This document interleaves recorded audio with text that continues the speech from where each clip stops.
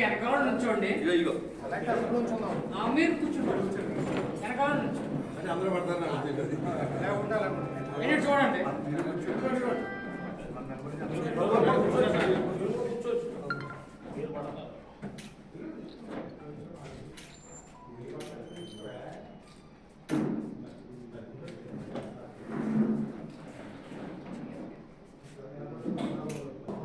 జగన్మోహన్ రెడ్డి గారి నేతృత్వంలో ఏర్పాటు చేసినటువంటి ప్రభుత్వ మెడికల్ కళాశాలని ప్రైవేటు పరం చేయడం కోసం కూటమి ప్రభుత్వం తీసుకున్నటువంటి నిర్ణయానికి వ్యతిరేకంగా మరి నిన్నటి రోజున జగన్మోహన్ రెడ్డి గారు నర్సీపట్నంలో కాలేజీకి కూడా విజిట్ చేయడం జరిగింది.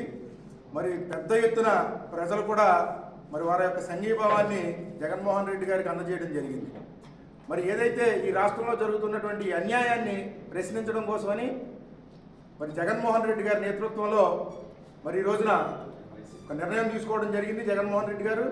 అందులో భాగంగా మరి ఈ నెల అక్టోబర్ 10 నుంచి నవంబర్ 22 వరకు ఈ ప్రభుత్వ ఈ మెడికల్ కళాశాలను ప్రైవేటు పరం చేసే విధానం మీద దానికి వ్యతిరేకంగా సంతకాల సేకరణ కార్యక్రమం అనేది తీసుకోవడం జరిగింది.